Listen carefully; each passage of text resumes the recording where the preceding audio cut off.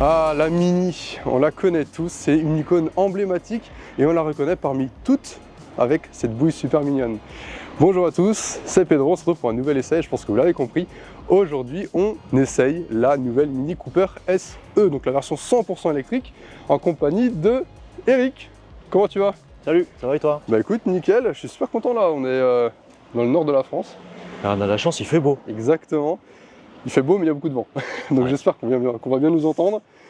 Et on est là pour essayer du coup cette petite Cooper là, on a la version haut de gamme, donc Flavourde, et ici, voilà, oui, on va avoir une version plus orientée confort, et là une version plus sportive. Plus sportive, esthétiquement du moins. C'est ça. Que en dessous c'est exactement la même chose. Deux motorisations sur cette nouvelle Cooper SE, on a la Cooper E donc avec l'ancien moteur de 184 chevaux. Tout à fait. Qui est déjà pas mal honnêtement. Moi j'avais essayé, 7 secondes 3, ça marche déjà pas mal. C'est bien.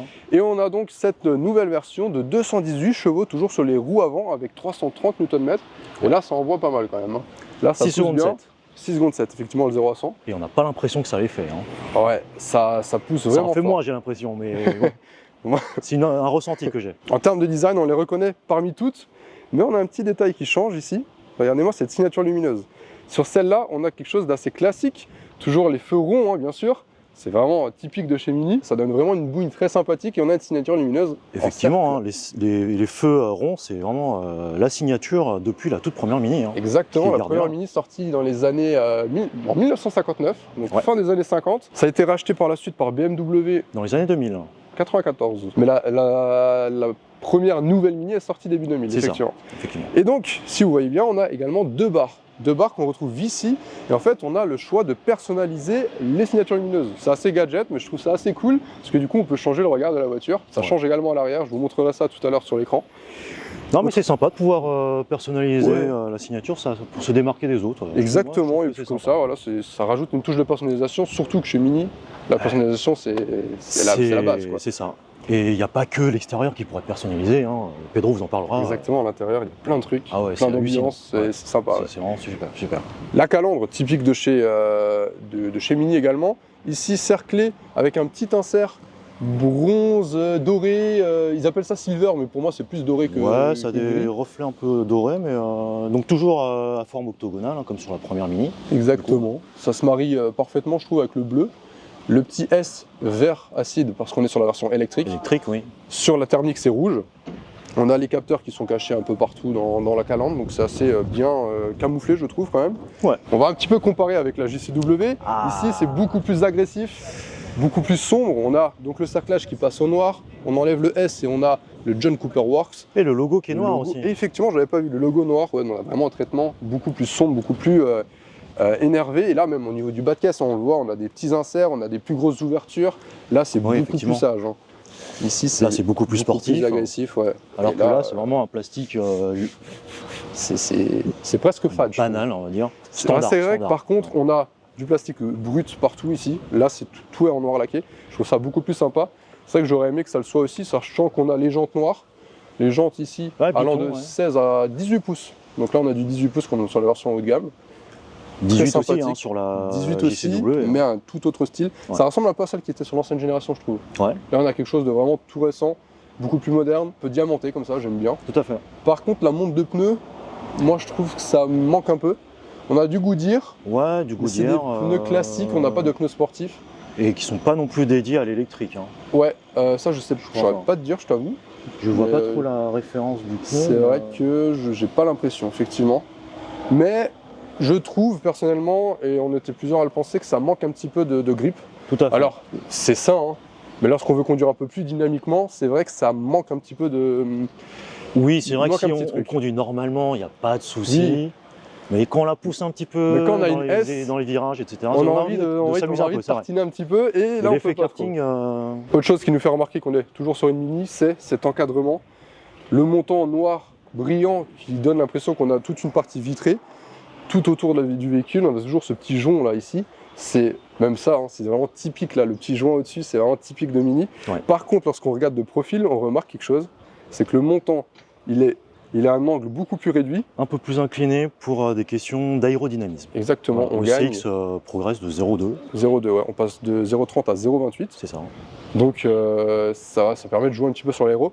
Parce qu'il faut savoir que l'ancienne génération de SE n'était pas du tout optimisée pour être une électrique. Ouais. C'est une version thermique adaptée en électrique. D'ailleurs, on le voit sur les schémas quand on voit la forme de la batterie, elle est vraiment, là, elle spéciale. est bien sur toute la surface du châssis en exactement. dessous, alors qu'avant c'était en forme de T, on va dire. Ouais, c'est ça. Elle est un peu, Ils sont partis d'une feuille blanche et la voiture était vraiment basée pour être une électrique, même s'il existe donc des versions thermiques. Tout à fait. Sur le profil de cette JCW, j'en profite qu'elle soit à côté, comme ça c'est cool, on voit qu'on a un toit rouge, des rétros rouges, un bas de caisse plus proéminent, là c'est beaucoup plus discret, et là on a du noir. On a 5 coloris de toit, donc la personnalisation est toujours au rendez-vous. Très poussée, hein, ouais. En termes de personnalisation, de teinte et tout. Ouais. On a pas mal de couleurs, j'ai vu du jaune, du rouge, bleu comme ici, on a du vert foncé, le vert typique de Mini anglais, et on a un vert pastel aussi. On a une troisième couleur qui est sur l'essai, qui n'est pas exposée là. Gris, un gris clair. Ça se marie bien aussi avec le doré, moi j'aime bien. Et là, on voit un peu plus de différence sur l'arrière. Au niveau de l'arrière, exactement, ici, on a un truc qui se rajoute. Qui est très badass hein, quand même. Ouais, franchement, il a de la gueule ce béquet. John Cooper Works. Bien enveloppant vers le pare-brise. Je vais vous montrer de derrière, c'est assez rigolo parce qu'il revient vraiment au centre de la voiture. Du coup, on voit le côté de l'aileron, c'est très sympa. Ouais, ça, c'est vraiment très agressif. Là-bas, on a quelque chose de beaucoup plus lisse, beaucoup plus lissé, mais toujours avec cette forme arrondie. Alors, il y a beaucoup de vent, par contre, je vais essayer de me mettre de l'autre côté. Cette forme arrondie, typique de chez Mini, et donc ces nouveaux feux arrière. Qu'est-ce que toi t'en penses? Moi j'aurais préféré le design des anciens feux, en termes de forme, parce que là c'est en forme de triangle un peu, ça fait un peu moins Mini je trouve. Ouais, il y a moins le côté rondouillet. Ouais, côté nostalgique, bon là ça évolue. Je t'avoue que moi quand j'ai vu les premières photos, j'étais là genre, je sais pas. Là on a passé un petit moment avec. Je l'ai vu en vrai pour la première fois et je t'avoue que je m'y suis fait et j'aime bien. C'est vrai qu'après, en termes de dessin à l'intérieur du feu, c'est bien fait. Là, on retrouve l'Union Jack. L'Union Jack, tout à fait. Ouais. Et on peut donc personnaliser. Regardez, là, on a une autre signature lumineuse. Comme on est sur la signature lumineuse John Cooper Works, on a quelque chose d'un peu plus large, un peu plus, qui donne un côté un peu plus agressif. Et ce qui change également, c'est cette bande noire ici. Bande noire laquée qui relie les deux feux avec l'inscription Cooper S. Moi, ce qui me dérange un peu, c'est le S qui est décalé. J'aurais aimé ici, parce que du coup, je trouve que ça fait pas centré. C'est un petit détail, mais ça change rien. Moi, ça m'a pas choqué. Ah ouais? Non, c'est. Par contre. le bas, il est. Ouais, rien à voir. Hein. Là, ici, on a quelque chose de très classique, léger. Je trouve ça presque fade un petit peu. Je trouve ça trop basique. Par contre, là-bas, là, c'est tout autre chose. Là, on a vraiment quelque chose de très agressif. Même d'ailleurs, regarde ici, je ne sais pas si tu avais noté, mais on a cette ligne ici, ce petit décroché, qu'on n'a pas ici. Très prononcé. Là. Ouais, très prononcé, ça donne vraiment un peu plus d'agressivité. Là, les catadioptres des deux côtés, ça élargit visuellement le véhicule. Ils sont plus haut d'ailleurs. C'est beaucoup plus haut que sur la version effectivement, là-bas, ils sont plus fins. Mais les diffuseurs, là. Les diffuseurs, etc. Franchement, super sportif. Moi, j'adore cette finition JCW. Complètement. Dites-moi dans les commentaires laquelle vous préférez, vous. Et est-ce que vous aimez aussi ce nouvel arrière? Je suis assez curieux de savoir, d'avoir votre avis. Mais en tout cas, extérieurement, je trouve que c'est une belle réussite. Et toi, tu préférais laquelle, toi, Pedro? Moi, clairement, il n'y a pas à hésiter, je prends la JCW. Je crois que j'avais deviné. Moi, je la trouve trop sage, en fait, c'est ça le truc. Ça. Et ce qui est un petit peu dommage, je trouve, c'est que sur la Cooper S thermique, on perd l'échappement. C'est exactement la même, en fait. Ça sera exactement la même, il y a juste le S qui est rouge. Et je trouve que ça manque un petit peu de sportivité. Alors que là, on est servi. Voilà, là, c'est beaucoup plus sympa. Surtout qu'avec le mélange de la gris-rouge, ça lui va à merveille. Bon, maintenant, je vais vous montrer l'intérieur parce qu'il y a plein de choses à vous dire. Eric, je te laisse là, surtout pour la conduite. Exactement. Allez. Mais je vais vous montrer ça, il y a plein de choses. Mais avant ça, je vous invite à vous abonner à la chaîne. Je sors une vidéo tous les dimanches, un nouvel essai. Et plus vous êtes nombreux sur la chaîne, plus les marques me feront confiance, donc plus il y aura de vidéos. Donc c'est donnant. Merci à vous. Allez, on passe à l'intérieur. Dans l'habitacle de cette nouvelle Mini, eh bien on n'est pas perdu. On retrouve le style Mini, mais beaucoup plus minimaliste. Regardez-moi cette planche de bord. C'est beaucoup plus épuré. Ici, on a un tissu c'est très sympathique avec cette petite lanière. On a des petits détails de couleur bronze, or comme à l'extérieur. On le retrouve également ici sur les tweeters. Donc on peut voir qu'on a le système audio Harman Kardon. Également sur les poignées de porte, sur le volant. Le volant, il a une bonne prise en main. C'est vraiment type BM avec quelque chose d'assez épais. On retrouve d'ailleurs tous les boutons du groupe BMW, mais ici avec des petits motifs qu'on retrouve un petit peu partout dans la voiture. On a également une petite lanière ici qui sert de troisième branche. Je trouve ça vraiment très sympathique avec toujours ces petits inserts. Mais le plus important dans ce véhicule, c'est cet écran super original, arrondi de 24 cm de diamètre, donc 9,4 pouces. On a différents menus ici sur le menu Home avec pas mal de slides. On peut avoir autrement toutes les applications un peu comme chez BMW. Alors c'est un peu compliqué quand même à prendre en main, je vous l'avoue. Alors on peut trier par infodivertissement, par tout ce qui est lié au véhicule.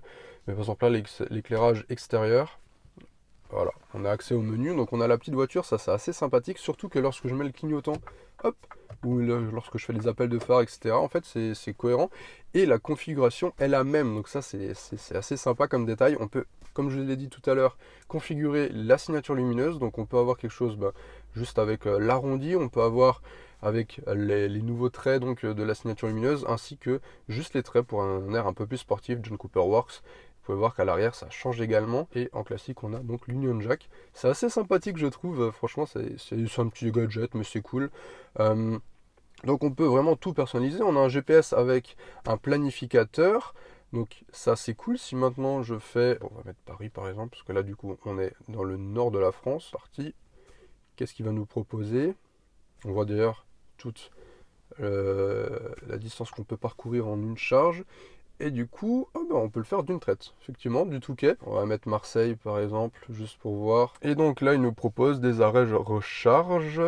Logiquement, oui, voilà. Lorsqu'on clique dessus, on a les informations, on voit ce qu'il y a comme borne, et on voit si c'est ouvert ou non, etc. Donc on a quelques petites infos, c'est assez bien foutu. On retrouve en bas quelques petits raccourcis donc pour le téléphone, pour le GPS, le menu Home, tout ce qui est audio, et la ventilation qui se gère du coup sur l'écran. Alors là, elle est en off, je vais l'allumer. On peut donc ici régler. Vous voyez qu'on a les sièges chauffants et le volant chauffant. D'ailleurs, les sièges sont également massants. Juste en dessous, on a un aérateur ici, qu'on ouvre ou ferme juste ici et qu'on peut régler par là. C'est assez original. Et d'ailleurs, il nous permet déjà de nous envoyer de l'air, mais il envoie surtout de l'air à l'arrière, car à l'arrière, on n'a pas de ventilation. Donc tout ce qui est gestion de la boîte de vitesse, avec le mode break, qui donc transforme la voiture en one pedal. On a le bouton de démarrage, c'est assez original, il faut juste tourner la clé. Expérience, alors ça c'est les modes de conduite, mais aussi des ambiances. On a donc 3 modes de conduite. On a le corps, donc c'est le mode normal, je vais vous montrer ça. On a donc le corps, on a le go-kart qui est donc une version sport au final. Et voilà, on a quelques jingles comme ça, c'est assez sympa. Là on a quelque chose de beaucoup plus sportif, un peu typé John Cooper Works. Lorsqu'on redescend, on a le bouton green, donc ça c'est le mode éco on va dire, avec quelque chose de plus naturel, etc. En dessous, on a un mode un peu plus violacé. On a le mode timeless que j'aime beaucoup. Et on a un affichage beaucoup plus rétro. On le retrouve également dans l'affichage tête haute. Et dès qu'on change de mode, eh bien l'affichage tête haute change également. Ça, c'est un petit détail, mais c'est fort sympathique. Par contre, il faut savoir qu'il est en option l'affichage tête haute. Tout comme d'ailleurs la conduite semi-autonome qu'on peut régler par ici. On a toutes les aides à la conduite ici. Je finis rapidement avec les modes. On a le personal et on a le mode balance. Le bon balance, vous allez voir, ça ferme le rideau. Ça nous met une petite musique un peu zen. Et ça nous active les sièges massants. Par contre, je vais l'enlever parce que du coup, ça enlève la luminosité. Je vais me remettre en mode corps. Et puis voilà, ici on a toujours ces petits boutons un peu levier, un peu façon aviation.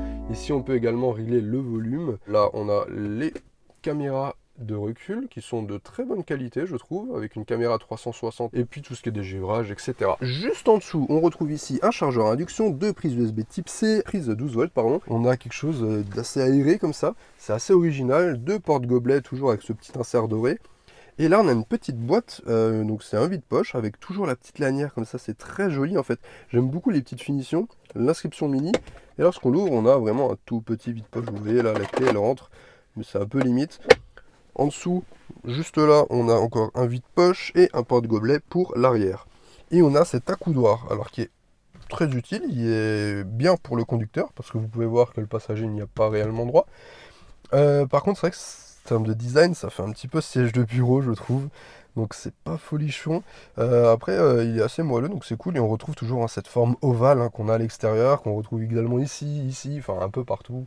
Là également. C'est vraiment très très mini ça. J'ai oublié de rouvrir le volet d'ailleurs. Voilà. Toit panoramique avec pas mal de petits détails comme ça. Moi j'aime bien ce genre de choses. C'est des détails, mais c'est ce qui fait la différence. Ici, on a des LED. Alors là, on va pas le voir parce que il fait un peu jour. On a des LED, ça se voit un petit peu, non même pas. Qu'on retrouve également ici, ça on le voit. Et on l'a également sur la planche de bord. Je vous mettrai quelques petits plans de coupe. C'est pareil, c'est du gadget. Mais moi j'aime bien personnellement. Au niveau des assises, quelque chose de très cool par contre. Tissu sur l'entrée de gamme et simili-cuir sur les autres, avec à chaque fois des finitions un petit peu différentes. Ici on a un siège bleu marine avec des surpiqûres un peu plus violettes, bleu foncé. L'inscription mini et on a toujours ces petits détails ici qui sont fort sympas. Là on retrouve le motif qu'on a sur le volant et toujours les petites surpiqûres et on a cette forme, voilà, cette forme typique de mini, un peu arrondie comme ça. Moi j'aime beaucoup, franchement cet intérieur beaucoup plus épuré, minimaliste. Alors on aime ou on n'aime pas, mais moi je trouve que ça garde quand même l'esprit mini et ça c'est le plus important. En parlant de mini et de l'esprit mini, on va voir les places qui sont à l'arrière parce que généralement c'est un peu limite. J'ai juste avancé le siège à ma taille. Je vous le rappelle, je fais 1m84. J'ai noté que, alors c'est cool, ça c'est en tissu, c'est fort sympathique. Par contre là il y a déjà quelques petites traces et c'est vrai qu'avec la transpiration et puis avec les coudes etc, ça risque de se salir assez rapidement, surtout que vu qu'il y a pas mal de relief, je pense que c'est un petit peu compliqué à nettoyer. Donc on a une petite tirette, on ramasse le siège et hop, il s'avance électriquement et là vous pouvez voir qu'on a les réglages électriques, les sièges maçons avec les réglages lombaires, donc ça c'est assez sympa. Je vais me mettre à bord de cette mini. Hop, je ramène le siège et qu'est-ce que ça donne? Déjà il revient électriquement donc derrière, il se remet à sa place. Ok bon, on est dans une mini, je vous le confirme, c'est un peu limite. J'ai mes genoux qui touchent, par contre je peux passer quand même les pieds sous le siège, il n'y a pas de souci. Mais pour 1m84 c'est un poil limite. Au niveau de la tête, ça va, ça peut le faire. Mes cheveux frôlent mais j'ai les cheveux longs là, en ce moment, donc voilà. L'assise est plus ferme qu'à l'avant, pardon. Par contre, c'est vrai que derrière, c'est vraiment que du plastique. À l'avant aussi, par contre, c'est vrai que on a que des plastiques durs. Dès que c'est plus en tissu, c'est du plastique dur. C'est vrai que on aurait aimé quelque chose d'un peu plus qualitatif à ce niveau-là, mais surtout à l'arrière, on va dire que c'est... Après, bon, c'est pour les passagers, mais on a un petit taccoudoir, un vide-poche. Ici, on peut caler donc la ceinture avec l'inscription mini. Et on retrouve également ces petits motifs qu'on a également sur la plage arrière. D'ailleurs, je vais vous montrer le coffre juste après. Et puis c'est tout, on profite du toit panoramique. Donc ça, c'est cool, on a une bonne visibilité sur l'avant, parce qu'on a des appuis-têtes assez fins. Mais je ne me verrais pas faire 2 heures de route à l'arrière de cette mini. C'est vraiment pour les enfants ou pour dépanner, quoi, on va dire. On va voir ce que ça donne au niveau du coffre.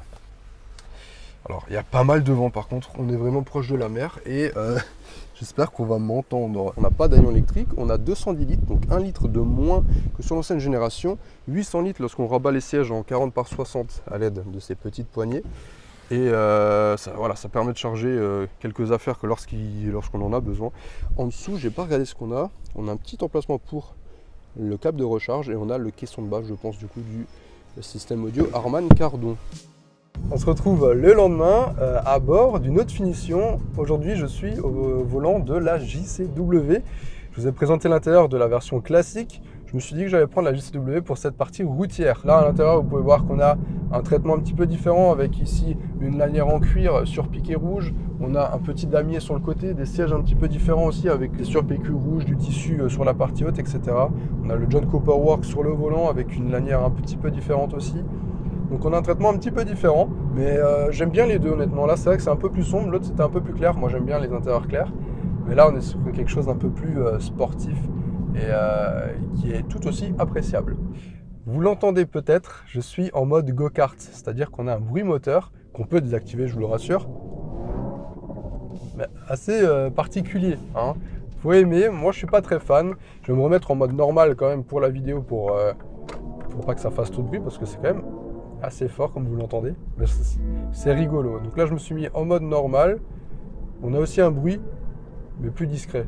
un peu plus un bruit d'électrique un peu classique, mais c'est sympa. Franchement, moi j'aime bien. Au moins, pour ceux qui apprécient, ils peuvent le mettre. On peut le désactiver, etc. Bon, on va quand même parler de la conduite.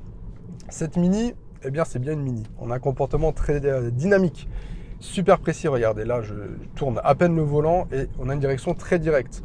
Donc c'est assez sympa. Franchement, moi, j'adore ce comportement. C'est vraiment un comportement de karting un petit peu. Et on a pas mal de jus quand même, hein. Les 218 chevaux sont présents, ça envoie plutôt fort, à tel point que des fois le train avant ne suit pas. Quand on met pied dedans, vraiment ça patine. Vous l'ai expliqué avant avec les pneus. Je pense qu'avec une monte de pneus sportifs, ça peut être très très intéressant, mais ça n'empêche pas de s'amuser parce qu'on a vraiment quelque chose de très ferme. Il me semble même que c'est plus ferme que sur l'ancienne SE. Moi j'aime bien ce comportement personnellement. Après c'est vrai que pour la ville ça peut être un peu trop. C'est vrai que les Mini sont assez fermes généralement, donc je pense pas que ça dérange les clients Mini, mais en tout cas c'est très très plaisant à conduire. C'est vraiment, on a vraiment l'impression d'être une petite voiture très dynamique, très sportive, on peut le dire, hein. On peut dire sportive. C'est très sain comme comportement. Ça prend pas de roulis, c'est vraiment rivé au sol. Les pneus lâchent avant le châssis. Du coup, c'est un peu frustrant au niveau des pneus. Là, on est en ville. Et franchement, ça se passe super bien. On a quand même une direction assez légère. Enfin, c'est ferme, mais c'est simple d'accès. C'est super simple à conduire. On tourne le volant du petit doigt quand même. Et franchement, bah là, vous voyez, hop, c'est tranquille. Ça se fait super bien. Ça se faufile partout. On a un super régulateur adaptatif.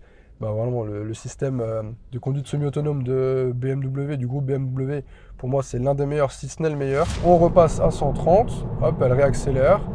Il y a la courbe, elle la passe pas. Alors, il faut laisser quand même les mains sur le volant. Mais regardez-moi ça. Il y a des déformations, etc. Elle le gère parfaitement.